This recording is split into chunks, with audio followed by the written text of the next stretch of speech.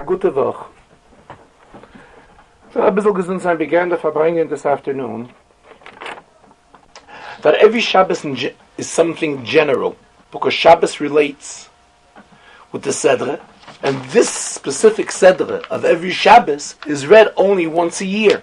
So that means that this Sedre brings a special message for the entire year.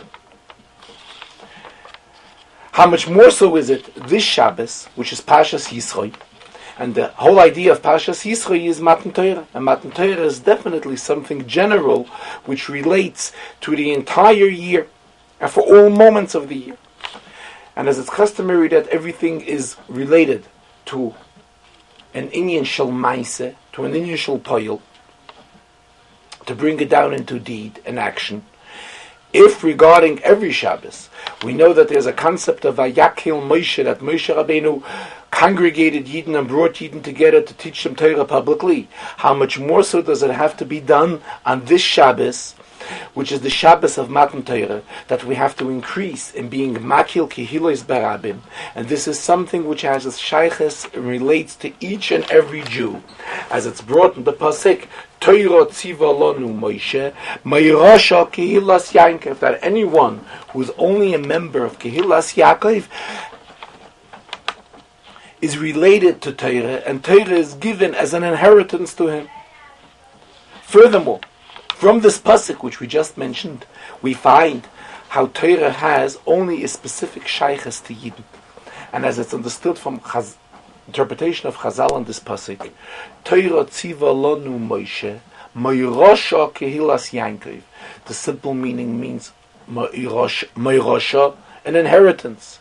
However, Chazal explain it doesn't only mean Meirasha, but it also means Me'oirasa, which means that Yidden, there's an engagement, there is a bond of engagement between Yidden and Torah. And this is also correspondent to the expression which we find by Kiddushin, by engagement, by the halachic concept of engagement, where the Gemara uses the expression, the osor lo akula alme kehektish. When one is mekadesh, a woman, she becomes only his, and she is prohibited to anyone else, just like hektish. Hektish meaning something that belongs to the Beis Hamikdash. A regular person is not allowed to make use of it. The same thing, this woman specifically belongs to this man only and not to anybody else. This expression, continues the Rebbe, of Asar lo akula alme kehektish, in here lies a lesson in serving of HaKadosh Baruch Hu. Each and every Yid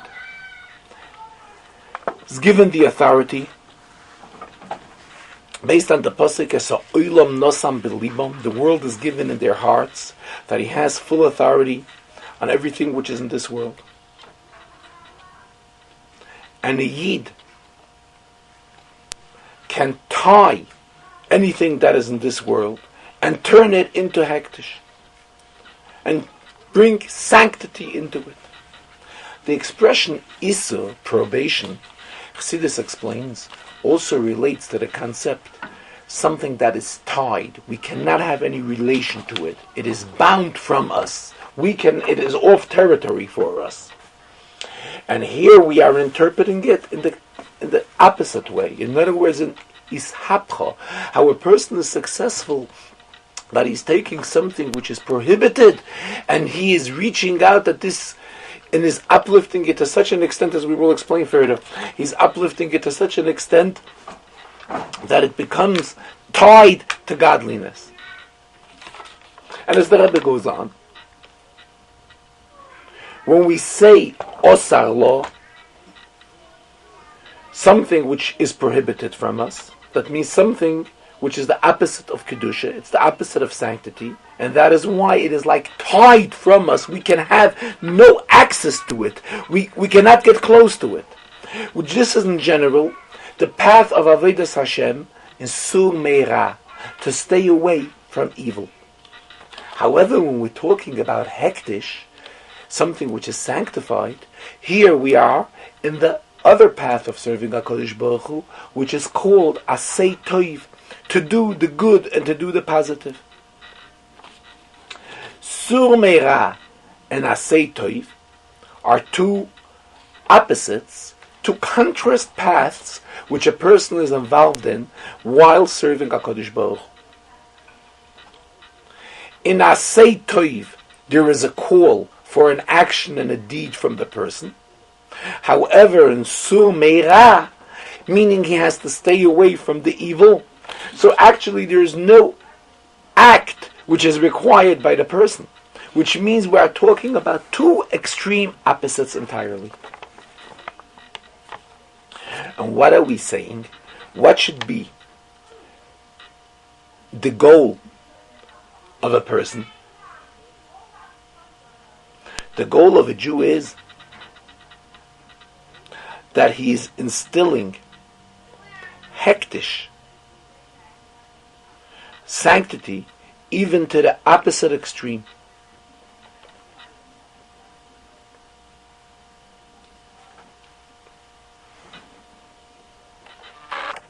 Which means the avodah of ishapcha, that by one act he's accomplishing osar lo akula alma, and at the same time it is kehektish. And this is actually reflected in the message of Matan Torah. Regarding Matan Torah, we find the pasuk achas diber elikim shtayim zu shamati, meaning even though we're talking about elikim, which is relating elikim plural, nonetheless in this plural it is felt achas, the unity of HaKadosh Baruch Hu.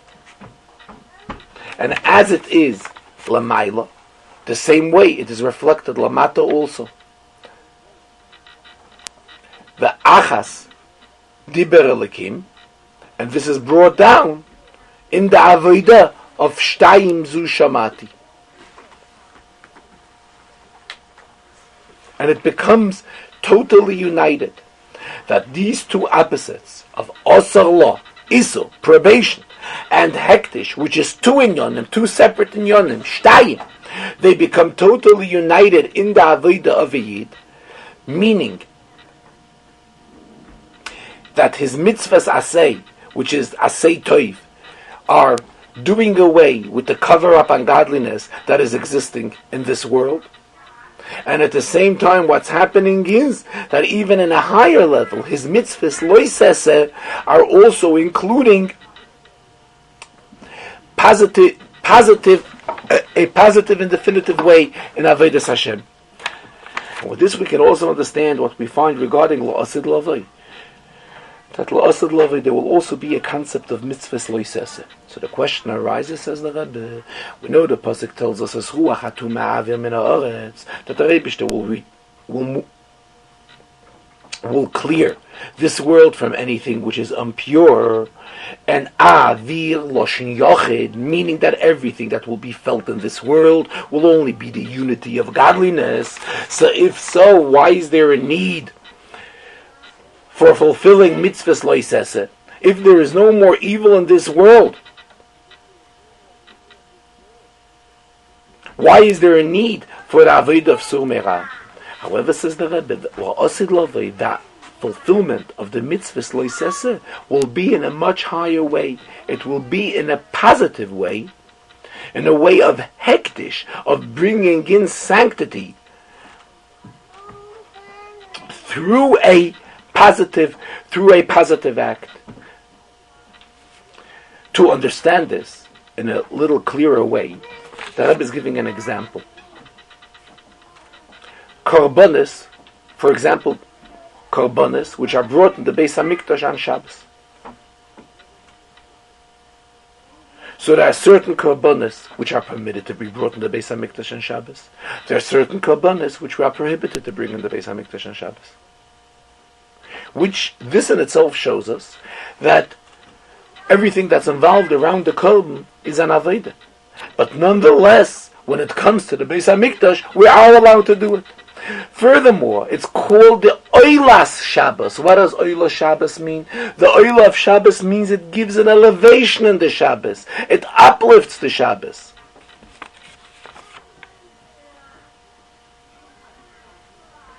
So we see how something which is, under regular circumstances, called an Isur, we are prohibited to do it. However, by doing it under these specific circumstances, it is an inyan of loisese, but it is done in a positive way. And this is only something in a minor way, a taste of what it will be like when Mashiach will come and we'll have Gula Asid. And the koyach, the strength to do all this, we gain from Matan Torah and from the Aseres HaDibros, and this was something which was given to each and every one, to men, to women, to children, and was given this power, that by each and every mitzvah that is done, even the smallest thing, something which is expressed through the value of only a pruta, a Yid has a power to accomplish both of these matters. He can accomplish the Avodah of Osar Law, the inyan of Isur, and at the same time, the inyan of Hektish. This is what the Rambam tells us, that when a person does only one mitzvah, through the act of one mitzvah, it can overweigh, just like on a scale, himself and the entire world to the positive, and this can lead to an assistance and to a hatzolah and to a rescue.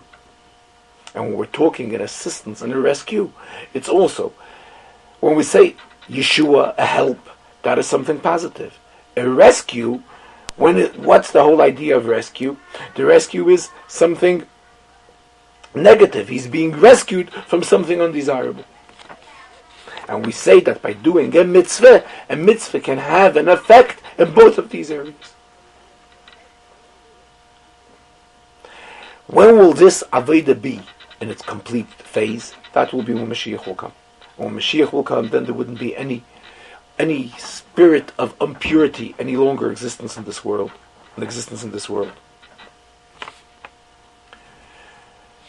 And from all the milchamas that will be, Yidden will not suffer anything. It will be malchiyos mizgoreisu bezu, nations, kingdoms will be starting up one with another. However, regarding Yidden, we all know the famous Medrash, that the Medrash tells us that the Rebbe says to Yidden, children, don't be afraid. And as the Medrash concludes, that Moshiach shel Yisro, the one who's bringing help to Yidden, will be standing on the roof of the Beis HaMikdash, meaning that the Beis HaMikdash is already built, and even its roof is already completed. And to the extent that it is suitable, it is in such a condition that somebody can be standing on it. And Mashiach will stand on it and will proclaim to Yidden, don't be afraid. Higia zman geulaschem. And even though this is something which is relevant only when Mashiach will come, nonetheless the Medrash is telling us about it now, that we should know about it now and yesterday and the day before yesterday, because it is negeya to know this is something which is important to know even before Mashiach comes. Especially that we are in the days following the 15th of Shvat, Tu B'Shvat. And Tu B'Shvat is Rosh Hashanah Leilana, and it has a special relationship with the fruits that Eretz Yisrael was praised with. And this is something that also relates to each and every one of us, because each and every person is compared to a tree. As the Pasuk says, Ha'odam Eitz HaSodeh, and especially Talmidei Chachamim are compared to a tree. And this has a special shaychus to this week, because this is the week of Matan Torah, where every Yid is given the power to learn Torah. Well, that's the idea of a Talmid Chacham.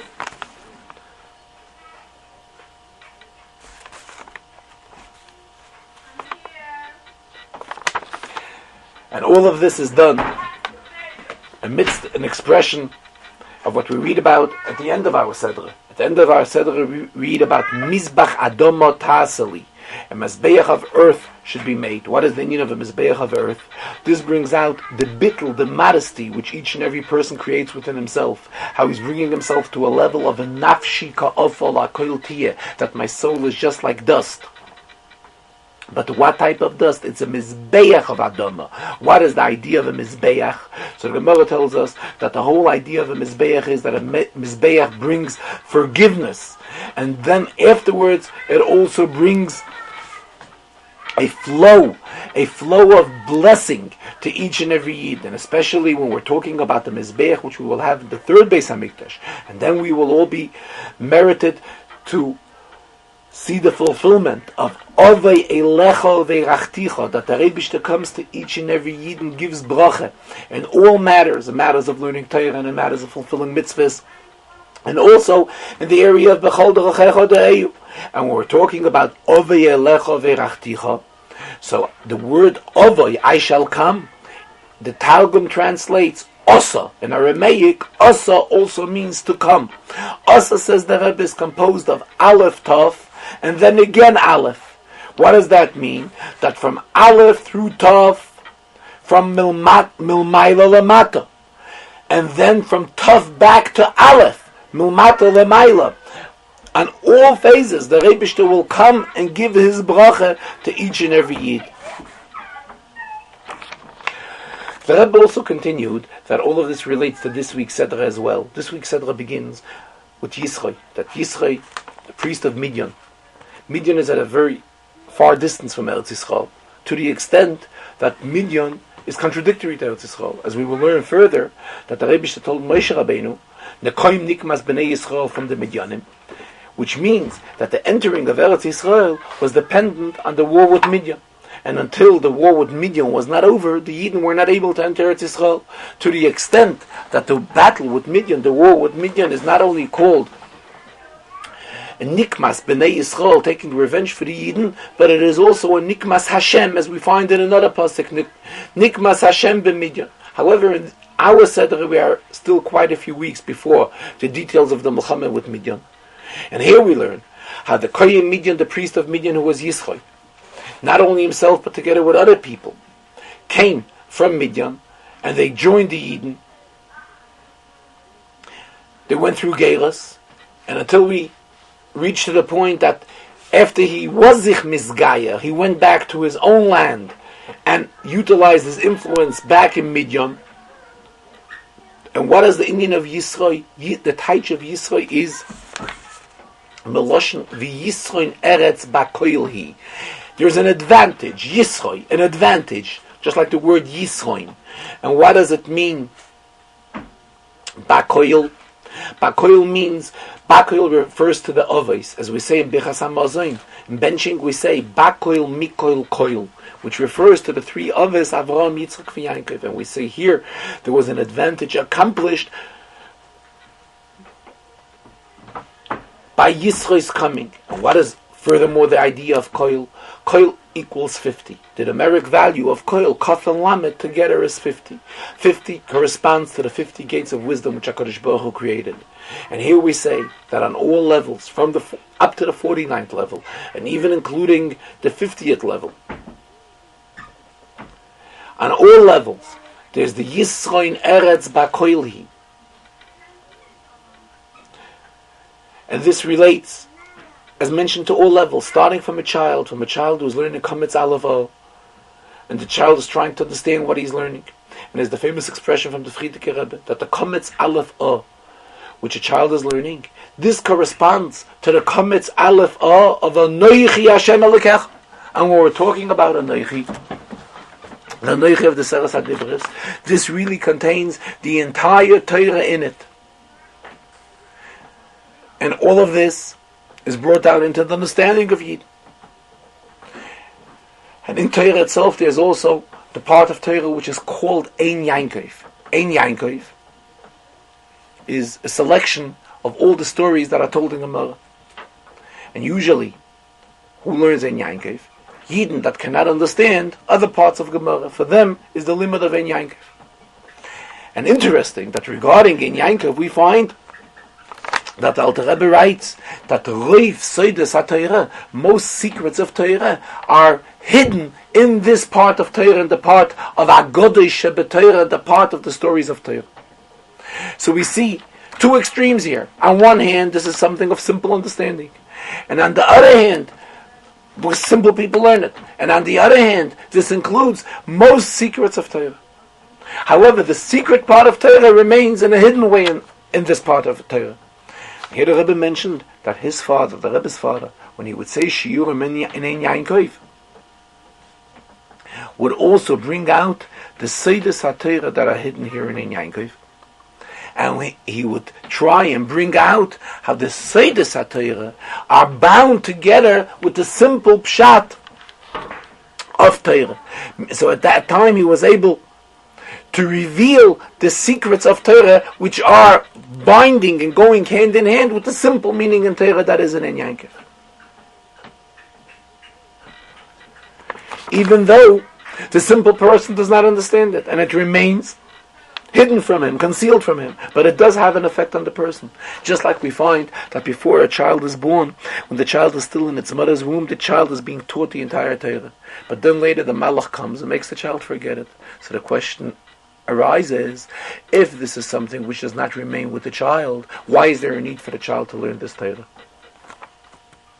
The answer on it is given that through this Torah that the child is learning before the child comes out into this world, this is giving him strength that later he should be able to achieve in Torah based on his own achievement and on his own strength.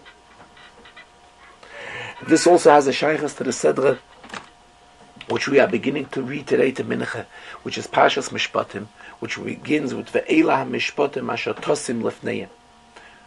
Tosim meaning that it is put away for us, put away in a treasure.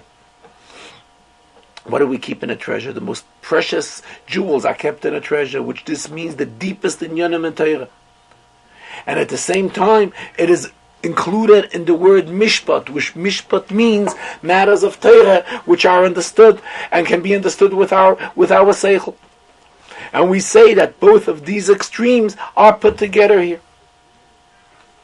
And from all of this we understand that on a Shabbos like this, we have to come to conclusions about increasing in the learning of Torah and making more shiurim for the learning of Torah, and the learning of Torah that should be understood. As we know, when we're talking about learning Torah, there are naturally many, many levels in the understanding of Torah, as it can be understood from what Chazal tell us. Mevatlen Talmud Torah lemikra Megillah. We are mevatel Torah to go ahead and read the Megillah. So the question arises, Megillah is also part of Torah, so why is it called Bittul Torah? So the answer on it is given. The explanation on it is, Mikra Megillah, as the word itself tells us, we just merely read the Megillah. Even though there's a certain concentration, we know we bang when the word Haman is mentioned, and according to Minik Chabad, we only bang when Haman is mentioned with an additional title. But nonetheless, it's a very light way of learning. Learning can be in much of a deeper way. So that's why, in comparison to the deeper levels of learning Torah, reading Megillah is called Bittul Torah. What do we see from this? That when one can learn Torah in a deeper way, he should definitely learn it in a deeper way. And Torah should be learned, increase in the learning of Torah in such a way that it could be understood.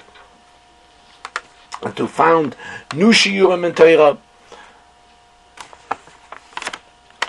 and also be meisef in the other areas, in the area of not only Torah, but Avodah and Gemilas Chasadim as well. Which this is the three pillars that the world is existing on.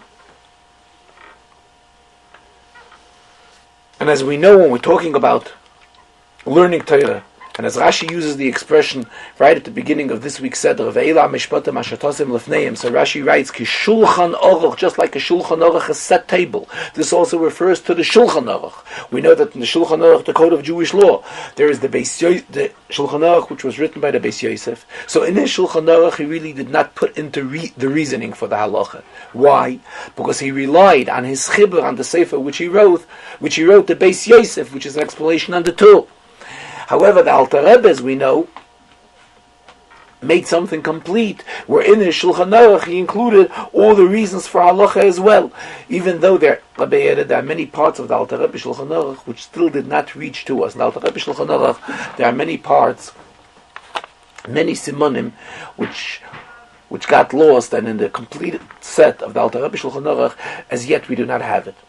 The Rebbe is concluding, Yehi Ratzon, that it should be Kitzu V'Ranenu Sheikh Ne'ofa, including the Alter Rebbe, whose Yortzeit was just recently on Chavdala Tevis, and together with him all the Nesiim and their families whose Yortzeit is coming out in these days, because we are now on the Shabbos before Chav Bei Shvat, adding this in, the Shabbos before Chav Bei Shvat, which is the Yortzeit of the Rebbetzin. And here the Rebbe is saying that all of this should be in a way of Chaya, and as it is brought down into Zman Umokoim, which is Mushka. Chai is a Hebrew word. Mushka is a Yiddish word. When we're talking about a Yiddish word, that means it's already coming down. In comparison to Hebrew, it's coming down more into time, into space. And as we find from Shlomo HaMelech brings out that there are 28 itim, times, different times to do things. Ace equals 470. 407, Tafenayin equals 470. 470 equals Chayim Mushka. And then we will be Zeicha to the revelation of the deepest matters in Torah, which will come through Mashiach, as it is known that Mashiach will also be teaching Yidden Torah, and teaching to everyone, men, women, and children, and especially children. Children are very dear and precious. As we know what the Pasuk says, Al tigui b'mishichai, don't touch my ointed ones. And who does that refer to? That refers to Tanoike Shel Beis Rabban. Tanoike Shel Beis Rabban are completely dedicated to Torah, and not like those that claim that we have to worry what it's going to be with a source of parnasa when they grow up. This is not how children should be treated. Children should be treated in a way of Teirosam umnosam. They have to be fully occupied with Torah. Even though the Gemara tells us there were many that did like Rabbi Yishmael, who was fully dedicated to... Rabbi Yishmael claimed that a person has to be occupied and find set times for learning of Torah. Rab Shimon ben Yochai was the one that says that a person should always be occupied learning Torah. So the Gemara says that there were many that did like Rabbi Yishmael, and it worked out well. Many did like Rab Shimon ben Yochai, it did not work out well. However, when we're talking about bringing up children, every Yid has a shaykhs to the Atam HaMe'at Mikol Ha'amim, and therefore he has to try and make sure that his children will go into this category, follow the concept of Rab Shimon ben Yochai of Teirosei Umnosei, fully being occupied with Torah, and then we will be Zeicher to the Gula HaShlema, which will be in the Eretz Asher Tomid Einei Hashem Elekecha Ba Mereishis Hashana Vad Achris Shana. A gute Woche.